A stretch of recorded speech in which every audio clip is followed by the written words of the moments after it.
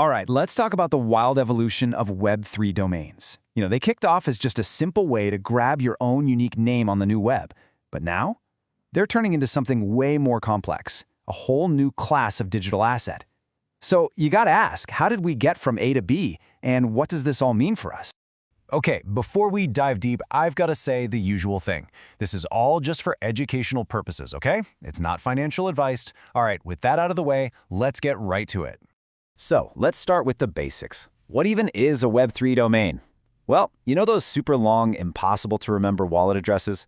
A Web3 domain, like yourname.eth, is basically a simple, human-friendly nickname for that address.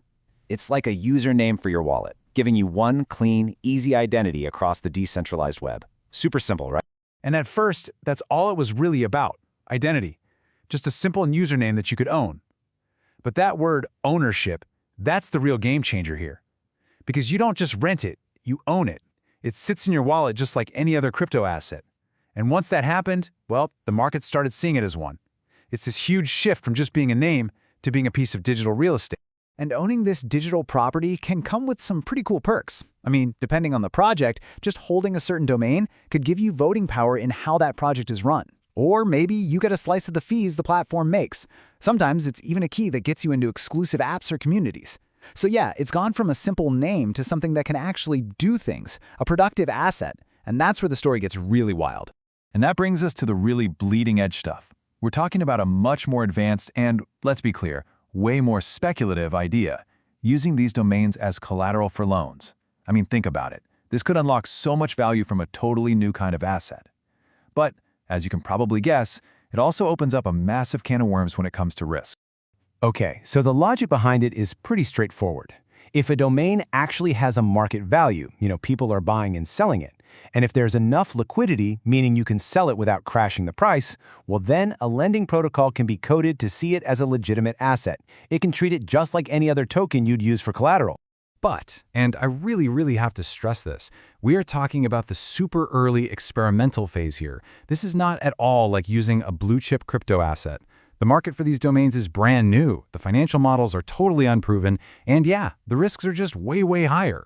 So you have to be incredibly careful. So if you're even a little bit curious about trying something like this, you really need to get your head around the risks involved. We're going to break down the 3 biggest ones that you absolutely have to know before you even think about putting a valuable domain up as collateral. All right, number 1, valuation and liquidity. This is a big one. How much is a domain really worth? It's so subjective, right? Is a 3-letter name automatically worth more than a really common word? Who decides? And then there's liquidity, which can be super thin. That means if you suddenly need to sell your domain to pay back a loan, you might not find a buyer, or at least not one willing to pay what it's supposedly worth. Then you've got the second big risk, protocol rules. The platform you're using can just change the rules. Seriously. One day they might decide your domain type isn't good collateral anymore, or they jack up the fees. Suddenly your asset is at risk, and it had nothing to do with you. And risk number 3? Well, this is maybe the most important rule in all of crypto: security. It's simple. If you lose control of your wallet, you lose the domain inside it. That's it. Game over. There's no one to call, no I forgot my password link to click. It's all on you. The safety of that potentially valuable domain is 100% your responsibility.